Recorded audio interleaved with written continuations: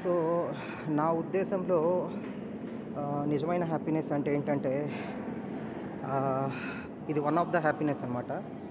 అంటే బాగా ఎక్సర్సైజ్ చేసి ఫ్యాన్ కింద కూర్చుంటే, ఆ చెమట ఆరుతూ ఉంటుంటే అసలు ఆ ఫీల్ ఉంటది చూడండి. ఎట్లంటే ఒళ్ళు అలసిపోయేలాగా కష్టపడాలి. ఒళ్ళంతా చెమట పట్టాలి.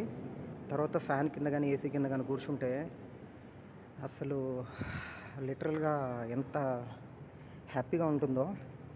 ఆ చేసిన కష్టమంతా కూడా మనం మెల్లగా మర్చిపోతూ ఉంటాం. కానీ రిజల్ట్స్ అనేవి ఆటోమేటిక్‌గా వస్తాయి. సో, సేమ్ అలానే బాగా కష్టపడి చెట్టు కింద కూర్చున్నప్పుడు మనకెక్కడన్నా నీడ కనిపిస్తే ఒక చెట్టు కింద కూర్చుంటాం చూడండి. అది కూడా ఆహ్, చాలా హ్యాపీనెస్ ఇస్తది. సో, ఇలాంటి హ్యాపీనెస్‌లు మనము మర్చిపోయామండి. అంతా బంగారము, కార్లు, బైకులు, స్థలాలు వీటిల్లో ఆనందం చూసుకుంటున్నాము. Sad reality.